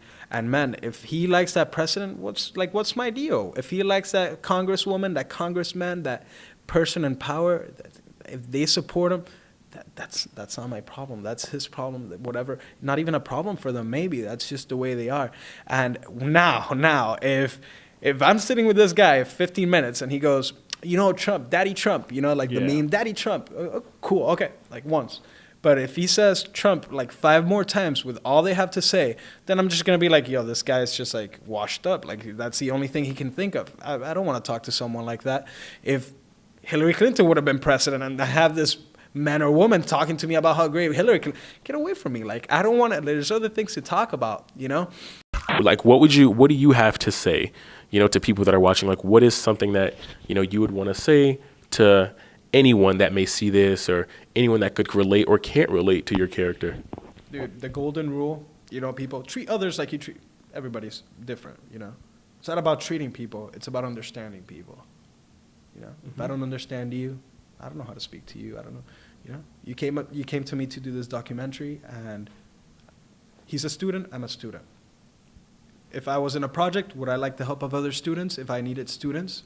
Yes. Okay, there you go. From there on, we spoke a little bit down in the lunchroom besides us, like that day. You sent me text messages. I told you, oh, I wasn't able to make it maybe. We spoke. You know, I talked to some people that I had some appointments with. I created the time. You see where I'm coming from? Yeah. You see where I'm coming from? I'm not here to make anyone's days bad. I'm Right. here to observe, to listen, and live, you know? Yeah. So I'll kind of just get right into it. You know, so far, like I'll just ask you this first question, like how is your experience in America, and, you know, with you traveling, have you traveled states and have you traveled to other countries? And if you have, you know, how has that shaped your perspective on living, you know, living in the States and then dealing with our social issues in the U.S.? I feel like my American experience has been kind of like a roller coaster, because like fiscally, like in a privileged sense, like we are eating now, but we've been through like economic downturn where like my mom didn't have like a job for like quite some time, like in high school. That's when my brother went into the military because we couldn't afford to put both kids through school. That's kind of just what the pattern is in the family. And like, cause my mom worked in real estate, and she's always been like a saver. And like, since like a jump, my mom always made sure that we were like at least trying to put money aside, cause you never know when money's gonna come and go. So I think that's also reflective of the American experience, because of like, we live in a capitalist society where money's like the only value we put on things, like people, like items, everything. Like it all comes down to the money. That's why we have these prevalent social issues, because we don't put people before the dollar. Like everybody wants to keep their money, and I understand that, but there's different factors into play for other people that don't have generations worth of saving because of like their ancestors being the ones who colonized. Like there's just differences in there. I have traveled to Puerto Rico and Mexico. Puerto Rico for like family, Mexico for like vacation, so I can't really say like I've been to like any of the rougher parts of Mexico, but like going to Puerto Rico put perspective on what actually humidity is, what actually like middle class is in the islands, like how things operate. Even though it's still an American colony, it's very, very different in Puerto Rico. Like it's literally an island. And I got to see like the fish district, I bonito, like the mountains, and how different it is going from like, let's say like our version would be Tallahassee, like going from San Juan to like Macau and like Ay Bonito, seeing like the difference between like how tourism affects people in their country and in the American experience. Because a lot of the things in America like get renovated because it brings in money. But if it doesn't bring in money, then it doesn't matter, or it's not paid attention to. Like just given our education system alone, like if you're in low income areas, you will be allocated less things. They're not going to help you. Like I think that is very telling. And like not that I didn't notice as a kid, just because like I did grow up in like suburbs technically, but like seeing how like when I got more into other parts of Broward doing poetry and stuff like that, seeing like the difference in like where I go to school as to where some people I was doing poetry with like go to school, and like how different their experiences are going to be in comparison. Because to me, like I wasn't one of the richest people in school, that's just because everybody else had money. Like that's growing up in like West Pines and stuff like that. But I will say, like I just feel that even though America is a little further, like technology-wise and all the other stuff-wise against other countries, I feel like we do put a little bit too much emphasis on like surface-level things, money, clout, looks, appearance, a lot of that stuff. I'm also Latina, so like a lot of the pressure, like from my family in terms of success, is like you having it together but you looking the part. Like kind of like being queer was also an issue with that. Like trying to be more masculine, cutting my hair off, like pushing the envelope in that, being a little more fluid and not really caring about those strict norms, because there's very, very big like machismo influence in that respect. So, you know, this is kind of going to bring me to my second part of this question. You know, like I said, just feel free, you know, kind of warp your experiences into this next answer. You know, but with your experiences and everything you've done outside of school, how do you think that translates to your experience on campus, or, on any campus? And how do you feel as though, your treatment here, do you feel as though, you've been mistreated, or do you notice the mistreatment of others on campus? Kind of explain that. When I first transferred here, it was a lot different than going to state college in South Florida. That's because in BC, like, everybody was struggling. Everybody was there because, like, they didn't have the money to go to university right out of college or out of high school, or, like, they didn't have the grades or whatever. We were all kind of on the same boat. We're just trying to get our bag and leave, like, to be honest. And then in UF, it was very, very different. It's very, very, like, white here, to be honest. Like, it's kind of way less diverse. There's not a lot of cultures, and you don't really see a lot of people of color, like, I mean, like, spread out throughout the spectrum. But it's also, like, I've noticed a lot in my classes that it's always, like, maybe, like, less than, like, 3, like, black kids in my classes, and that's different than just walking around in South Florida. Like, that's already, like, A. And it's like, B, you can really see how classism affects, like, students here as well. Like, if you have money, like, you will be better off. Like, you can buy the better tools. Like, you don't have to wait on anything or financial aid to hit. You can live fine. Like, you can join the orgs of people who have money and kick it and do the big things and stuff like that. So I've seen, like, stuff like that. I've also heard of instances on campus where, like, people will be screaming the N-word at somebody, like, in Turlington walking down. Like, that's this past semester. Or finding nooses in classrooms. I was here, when I first transferred, it was during the election. And that was very, very tense. Everything was tense on campus. There was a Nazi, like, biking through Turlington. There was, like, a Jewish fraternity that got vandalized. I lived in Beatty Towers, and then somebody wrote, like hang, like, the N-word, like, the GGERs. Like, we had to have a whole floor meeting about it. And I'm like, honestly, like, I'm not surprised. Like, when I look on campus and you see, like, the white narrative that's, like, prevalent here, like obviously there's going to be, like, raging ignorance too. Also, last year I was supposed to be part of a DACA march, because remember, like, how they were going to take that away for DACA recipients, and it got, like, shut down at the end, I heard, because, like, it showed up late. Like, kids in, like, MAGA hats showed up and, like, you're going to get deported, you're going to get deported, you're going to get deported.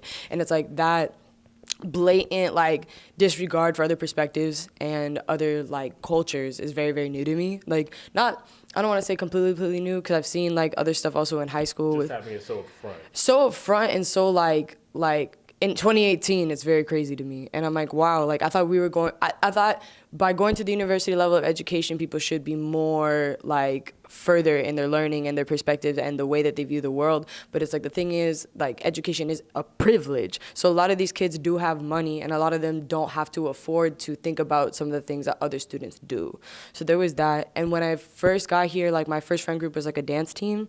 And when I first got there, I did feel kind of out of place. I was like the only full Latina there. We had another girl who was, like, Cuban and Chinese, but I was, like, the only full one there.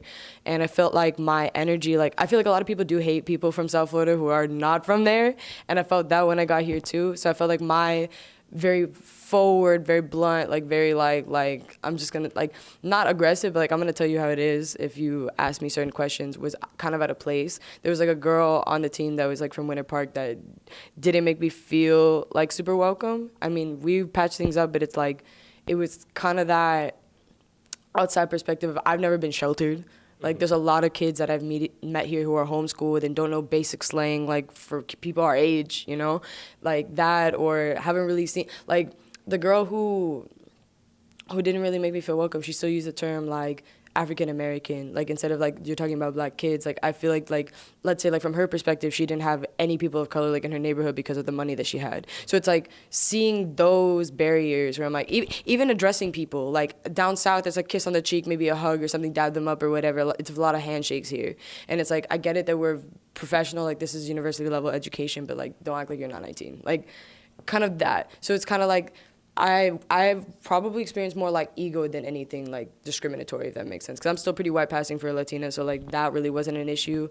And a lot of the kids here are, like, pretty open about sexuality, so I didn't really receive that. You think? Well, there are a lot of closeted people, but I mean, like, when I started dressing butch, I didn't get. You mean the idea then? Yeah, Okay. I was gonna say like no, none of my classmates had an issue with me being like butch from seeing me be a feminine like 19-year-old. Like, nobody gave me any flack for that. And I'm like they don't know any better and they have no right to. So, like, I don't know. So in that instance, I didn't. But in the sense of, like, ego and entitlement and classism and stuff like that, like, I did experience a lot of kids kind of just not turning the business off. And I'm like, we're still all kids. Like, we're not in an office. Like, the older generation doesn't care about us anyway. They're not going to pay us correctly. Like, Like, I really don't like that in the school there's a lot more competitiveness than camaraderie.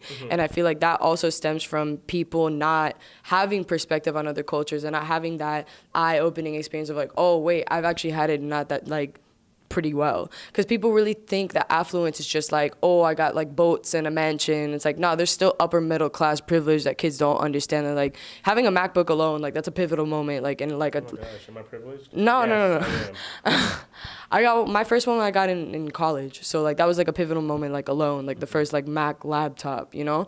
But like there's some people who've like grown up on that and have had most of the things that they've had maybe not worked a day in their life, and like this is now them getting ready for the workforce. So I understand it's different. I've met a lot of introverted people too who can't maintain eye contact, like basic stuff like that. So I feel like socially I just come off a little stronger because I'm confident in what I'm saying, and then like I'm mentally like old, like I'm a tired person, so I'm not gonna put up with anything.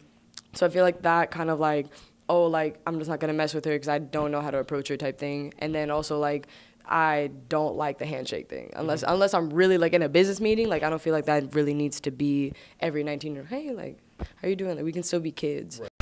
How do you feel, how do you feel about men having the final say, for women's reproductive rights? Is this a decision that women should have the right to decide on solely because it concerns them? Give me your take on that. I feel like there's no way in this universe that men can understand the full scope of abortion. Physically, mentally, emotionally, they can't. And if men could get pregnant, I fully believe, and I saw this on Facebook, I don't know who it was, but if men could get pregnant, there would be more abortion clinics than there are Starbuckses. And that's because like men get the final say on a lot of things. And I just feel like it's unfair that most of our constituents are men and they get the final say on those. Like we don't regulate Viagra or vasectomies. We don't get to say that stuff because there's barely any representation.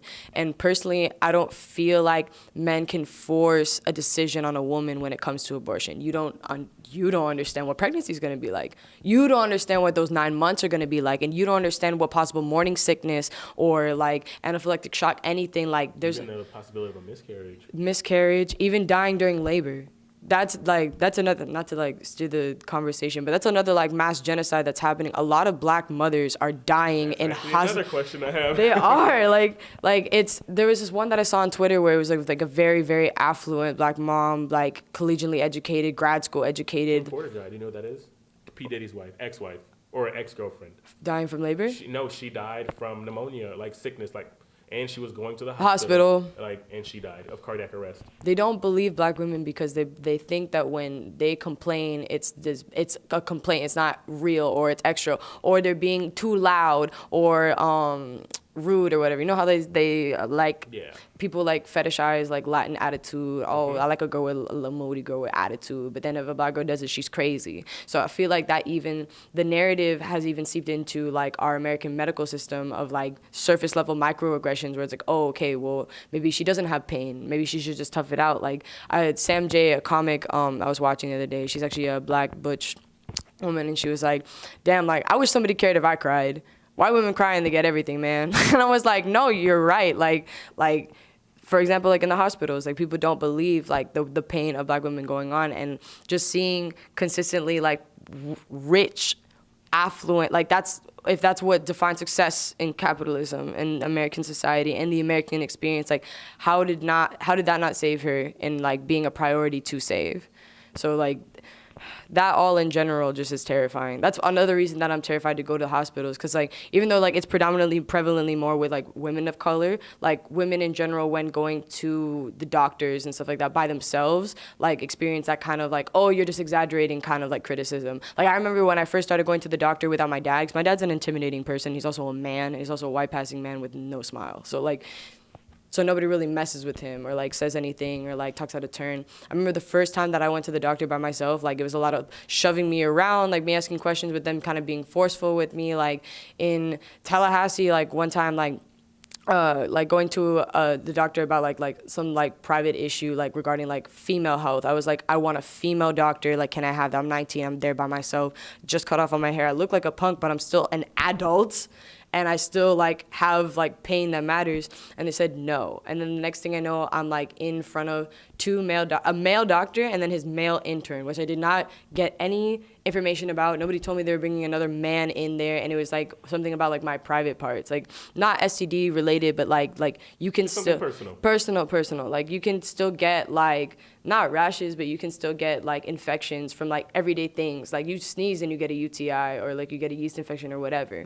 And it's like I'm in there now. I have these two random men like looking at my vagina. I'm 19. I'm by myself. I don't know what's going on. They misdiagnosed me saying I do have an STD, and then they tell me to put Vaseline on my vagina for the pain. And I'm like, that's not like. That's a real story that really happened at Tallahassee Memorial. I had to go to Lincoln Memorial Medical Center, like neighborhood medical center, like a lower level, and they re-diagnosed me, gave me proper medication and everything for way less and way faster of a time. You know, how do you feel, you know, about the privilege? How do you feel? Do you feel as though white privilege is something that truly exists? Kind of explain that. I'm gonna go from a white passing perspective, because white privilege 100% exists. Like that's something that you can't turn black off. Like that's like to the degree of which you want to be different and edgy and like possibly queer. Like to me, like I chose to be more butch because I make more, like I'm more comfortable in myself. Like I am. White passing privilege is definitely real. Like just let's go graduation. You know, many white kids could just go like that, maybe do like a flip or something, and like nobody touched them. And then a new faculty member felt emboldened to push more. He was new? He was new, yeah. I heard that he had been he had been hired like for 2 weeks, and nobody wants to do commencement. None of the faculty wants to do it. It's annoying. So then they put him there, and he sees the loss of time, and then felt emboldened to make that decision. And it's like, you don't have tenure, bro. Like you're not high enough to make any of those calls, and you shouldn't be touching people like that, period. I just don't understand how he missed the honor sashes, personally. So it's like that, almost like questioning of intelligence. People don't question like a white male perspective. They don't. We learn about too many white male thinkers, like a lot of white thinkers. In sociology here, psychology, I've heard a lot of those complaints. It's like either like a lot of male perspectives, and then when it gets to the female perspectives, there's also a lot of white perspectives. Like even in the Latinx community, like you can still be Latin, you can still be foreign, but you can still like benefit from white passing privilege 100%. Like even myself included, like I have no accent, like I sound like American, you know? And it's like I have that weird middle ground of like understanding and like knowing people who live less and knowing people who don't benefit from that, and understanding that like it is a privilege. Even if you don't have money, like if you're still white passing, like the cops are gonna look at you different. Your teachers are gonna look at you different. Like I've heard stories of like people having like tutoring positions and then trying to tutor at libraries, and every time they go, the librarian will question why they're there, and it's that's their job, and their dark skin and stuff like that. Like little things like microaggressions. I feel like people. Exactly. I feel like people who benefit from white passing privilege don't understand microaggressions either, because it's a lot of things that like numb you as a person. Like or I don't have a foreign enough name for people to really butcher Question it. Right. Yeah, but like that as well. Like I have a friend, Ronky, on my old dance team, who uses a different name at like Starbucks and Chick-fil-A and all of that. Like that alone is a privilege, to feel like, oh, like they're gonna get my name on the first try. It's nothing serious, like stuff like that. Not having to spell out your name, or have somebody like when I used to work at Starbucks, we went through like diversity training after the whole incident in Philadelphia. Right. And we were listening to some audio tapes of like some instances that happened, and this girl got this barista got a complicated name, and instead of respecting the fact that that was her name, she's like, I'm gonna call you Bob, and then wrote Bob and like put the cup aside. So it's like microaggressions like that still exist. Like the lady that told the two black guys to leave at Starbucks, she's not fired. She got transferred to another store because they protested. At the Starbucks, right? Yeah. Okay, yeah, you're right. Yeah. Yep. I don't know. That whole meeting was ridiculous, because like the way it went was, not to like tangent from it, but like the way that it went was like we had our like booklets, like our pamphlets about like race and stuff like that. It's like, so the first thing alone was like, we're gonna go from color brave from color blind to color brave. So basically giving white people like a cookie for recognizing that people of color exist. So that's A. And then B, the pamphlet was for our private thoughts. Everything that we felt and like thought, we had to write down, but we couldn't share. So I'm like, how is this constructive in furthering the discussion? Like I was just confused. I'm like, I get it. You don't want like, I guess like fighting in the office or whatever, but like there's no point in having this meeting if we're not communicate. So we're just filling out pamphlets, and we're just filling out like whatever corporate wants to see from us and mailing it back. And I'm like, this is stupid. This is a waste of my time. in the dating scene, we typically go after people who resemble us, you know, our family values, our social and political beliefs, things like that. And so we're in a time where, let's say, interracial dating is prevalent and people are allowed to have whatever preference they want. Do you feel as though when someone says that they're not into a specific race, that they're into a preference? Do you think that's a preference, or do you think that's racism? You know what's actually funny? We were talking about this. I went to a BSU creative writing workshop. There's a difference between preferences and flat out racism and like packaged anti-blackness. Like if we're talking about like race and like that respect, because you can still like date, like if I dated like an Asian girl or like an Asian guy, like, that would still be interracial in a sense. But so there's this kid, he overheard a conversation of these two white girls talking about like basically like, oh, I just want black men to know that I'm not interested. Like I just want them to know that is not my like she was making it seem like almost like a gross thing. Like don't look at me. Like, and I don't know if you remember or if you were here that semester that there was that Kappa Alpha Theta expose, like where there was a sorority thing last year, and yes, I was here. Yes, and the let's just say the hazer and the hazy, because I don't know the terms. I'm not Greek. I don't really care about all that stuff. But basically, like they were making the girls do lap dances, and the girl started making out with one of the gentlemen that was there, like offering his time, and the hazer smacked her back and was like, "You realize he's black, right?" And she was like, "Oh my God, my mom's gonna kill me." Like there's still that mentality of like, oh, like either even if she like knew he was black and like started making out with him, like there's that fetishizing of communities of color. Do you feel as though we're in a time where being politically correct is hindering our ability to communicate and relate to one another? Or do you feel as though it's becoming, or do you just feel like we're becoming too sensitive? Or is it just a step in the right direction? What are your thoughts on that? I feel like being politically correct is like a good part of the shift that's coming, genuinely.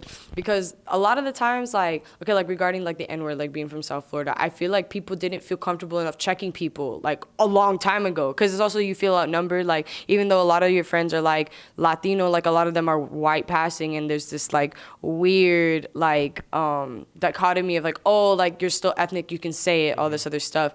And it's like if people felt comfortable early, like if we had this technology and like this way of like getting platforms out earlier, like people would be educated on that earlier. And I feel like having that sense of like it comes down to respect, because it's like not everybody's had generations of family who's been able to save and continue and prosper. There's definitely like a racial wealth gap in this country, and I feel like being politically correct is just almost showing like respect for communities have been taken from consistently and oppressed consistently and still washed over, because like people want to be black until it's time to be black. Like not to keep bringing it to that, but it's just like as a marginalized community, like even Latinos do take some things, and like will like, or like I said earlier, like Latin women will be cute when they're like have an attitude. I feel like people are just not getting past the fact of like, you can admit that you were wrong, you know? Like I'm queer, but like in high school, like I wasn't educated on trans things. Like I had like, not that I was going up to trans people and saying like they suck or like whatever, but it's like that genuine place of ignorance. Like I feel like education is the root of all like change. Like people just,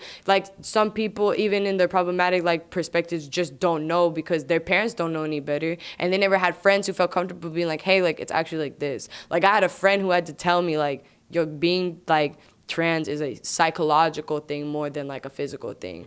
And like that was a conversation that we had. Not that I was like saying anything to anybody. Nobody even knew that I was queer, because I still hated myself and thought I was disgusting, because there was still that, not that looming narrative, because I know that by the time that high school hit, like Glee had been on for a minute, but it's like you just being different, like, is just kind of a lot. Like, coming to terms with, like, your sexuality like that. Me coming to terms with being masculine is very different for, like, a lot of Cuban women who want to fit that standard, that narrative of being, like, a princess and stuff like that. So I feel like when it comes to being politically correct, I feel like it's more or less of, like, just taking a step back before you react. Like, that's the biggest thing. It's like, okay, like, before you call something too sensitive, have you looked at, like, what that community is going through, A? And then, B, recognize the fact that, like, maybe what they're saying is something that you haven't gone through, and that's just like recognizing your own privilege, because not everybody has it laid out for themselves. And like I feel like in being more politically correct, like in music and stuff like that, just furthers more respect for a community that may have had lack thereof, like in the eyes of like society and like the government. So I feel like being PC is like changing the way that we view what's actually like okay to say, what's actually funny. Because a lot of the times, like I've been at a comedy club where a guy makes a rape joke and then people actually laugh. And I'm like, well, this is 2015, but at the same time, like 2015, like that's an issue. Like that's an issue. Like me and my brother were the only ones to look at each other because he said like, oh yeah, I saw my wife or whatever, and I came home and I took it while she was sleeping. And it's like, that's not funny.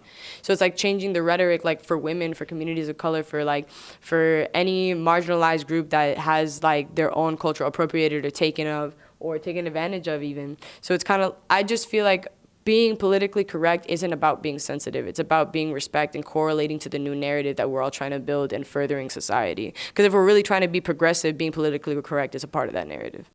What was your initial reaction to Serena Williams' mistreatment during her match with Naomi Osaka? And do you think that when the political cartoon was drawn that it was painted? Kind of give me something brief on that. Okay. I'll be brief on that. That first of all, that political painting was racist, and secondly, what was the name of the other girl that played?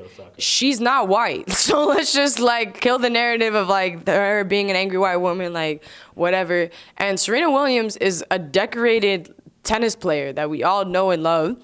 She would never, just like she says, like, I would rather lose, I would not cheat to win. And I, like, as a woman who empathizes for women in sports that are usually not believed and not taken seriously, probably paid less and regarded in less, like, of a high camaraderie standpoint, I believe her. Like, I don't think that she was trying to do anything else but play her game. And I personally don't know tennis, so I didn't know the rule or anything like that. But I would lose my mind too, because there's definitely, and she's not wrong, there's definitely have been men who have said worse and gotten away with it. And it's like, okay, like, so are you doing the woman thing or the black thing or the black woman thing? Like, why is it different? Why are you treating her differently? Like, why are you addressing her concerns differently? Because why, if she's made her career for this long and took this long to make it the way that she is and put this much work, have you seen her body? That's work. That's work. So why would she lie, or why would she need at this point help like that? Right. She's got this. Like, I don't understand why anybody would question that. And she knows what happened at the game. Naomi knows what happened at the game. And I'm glad that, like, there's still that camaraderie sense of, like, Serena, like, congratulating her regardless. But, like, she didn't deserve that. Mm-hmm. She has a kid. Like, she's going to raise her kid to be an honest person. Like, that's the way that she was raised, and that's what she exudes on the court. So I just don't understand why, if it's already been established as that for a career this far in the game, why she would need to. Right. She's not fresh out she doesn't need a leg up. Right. She's talented. So I just feel like believing in her talent and believing in her regard for the rules is what was lacking there. And it's like, why would she need it is my thing. And I feel like if more people get into that mindset, like, then it would be a completely different conversation. That political cartoon was uncalled for, racist, and has a bunch of microaggression of anti-blackness, and I'm just not going to deal with it. And it's frankly insulting to Naomi because she's not white. Like, that was a misinterpretation of what she is, and it also made her look like a brat. So how does it make you, how would you feel, if you had a close friend or a mentor that you didn't know about, and they told you like their political beliefs and their alignments with our current president and the administration? On campus, I'm usually pretty good about like letting them know where I stand, and I let them address if they want to continue the conversation. Because I'm like, if you want to sit down, we can have a conversation. In my family, I feel a little more alone, and I feel like that's why like Thanksgiving's coming up and I already kind of just don't want to go, because I feel like, because I don't want to say I'm the most educated, but I'm like the furthest along right now, and the youngest. So I see things a lot differently through a different lens, and there's that language barrier, there's the cultural barrier, there's the age gap, and there's that respect gap, honestly, because I feel like every time, and I've tried, like, it's not for lack of trying to educate on like queer issues, like racial issues, political issues, and there's always that kind of rub of like, yeah, but but we're just gonna do this, and it's like, okay, well, like, I'm not gonna so that's where I stand. I'm not gonna educate if you're not gonna listen. That's exhausting to me, and I'm a Leo. ego, and my ego bruises easily. So if you're gonna talk to me like I'm crazy or like I'm an alien or I'm a Martian or a liberal, like wacko, I'm not gonna talk like that. That hurts my feelings, and I'm not gonna speak to you about my views and make you feel like an idiot. I'm gonna educate you though. Right. So it's more or less like having that conversation and feeling comfortable too. So I like when people, if they have differing views, when they allow me to just explain my platform calmly. Because the thing about the political climate now is a lot of people who get defensive turn it very aggressive, and you don't have to do that. Right. And it's not because of left or right or whatever, it's because people just don't, people are just upset that they can't afford to be wrong. And I think that's a big thing about what's happening right now in the political climate. So I like having the conversation. As a matter of fact, I want my upcoming projects through fem films and stuff like that to be a little more political and be a little more activist oriented. It's just a very, very new org. So this semester has just been doing okay, how can we save for equipment? How are we doing the bureaucratic stuff? Right. And I want, because it's technically secular from the university, so I want it to be a platform for people who are interested in art, but also interested in having a message. So I feel like for me, that's how I usually do it. So then they can't silence the conversation. I feel like poetry and music and dance and stuff like that really do help drive the point across. So that's why I do what I want to do. I want to work in documentaries. I want to work in music. I want to write my own poetry. I want to I think it's almost indicative of me being a millennial is having a platform and using it to educate. That's basically what I want to do. So then I don't have family members telling me what they really think. Who cares? This is what's happening. Believe it or not. I'm not going to fight you. I'm not going to fight you. I have no energy. Right. At all. When you really find out how messed up everything is out there, you're tired. When people glorify woke, I'm don't you mean depression? Because I'm exhausted. Because it's almost there's so many issues to cure that you don't know where to start. And it's okay, so what are you most passionate about? Just something quick, what's something that you want, people watching this, what's something that you want to let them know, and just what's the message, I guess, that you have to say, something you have to say? I would say, don't trust everything you read. Really, really, when there comes to a sensitive topic, really, really read into everything. Remain aware, not even in just the Twitter realm and Facebook and liking and stuff like that. In school, in your schools, in your communities, really realizing what you have, what you might not have, where your privilege lies maybe. I feel people don't have that eye-opening experience of there are people in 20 minutes down the road who have outdated textbooks from me in public schools. So I feel also recognizing, at least as a college student, that it's a privilege to be here and a privilege to be educated like that. It's being thankful for what you have, and maybe even seeking more meaning into it. Because you don't want to go to college just to go to college and leave. Make your own impact. Be curious. I feel being genuinely curious is something that can just change ignorant people for the better. And it's if you're curious enough to be educated, you're curious enough to listen. So I feel more or less people watching should be paying attention to the political climate consistently. Remain aware on who's getting voted into the office, what is their viewpoints, where do you stand and how you want to see America progress. How do your friends stand, the peers you surround yourself in school, do you think you align with their rhetoric? Do you feel comfortable speaking about your views in classes? Notice things, notice everything, and be aware that how you may be treated may not be somebody else's narrative. And to always have that empathy and compassion for things that don't necessarily affect you, because I feel that alone will eradicate this defensive reaction when people to call out privilege or even speak about race relations or talk about things politically. And it's you don't need to be defensive and you don't need to scream at me. We can have a discussion and I can educate you. We can get the links, I just feel our generation, because they're finding their voice, they're finding their balls, and they're making transformative change, I feel people should just be more open to seeing what can actually happen when we organize. All right, well, I just want to thank you so much for sitting here and kind of just giving me, your perspective on a lot of these different things, a lot of the issues that, affect a bunch of people. So, I'm going to let you go back to your day. We have had a very lucrative session, so, yeah. I'm Chris. I'm Juan. I'm Tucker. I'm Kamaya. And this is the American Experience. Fade to black.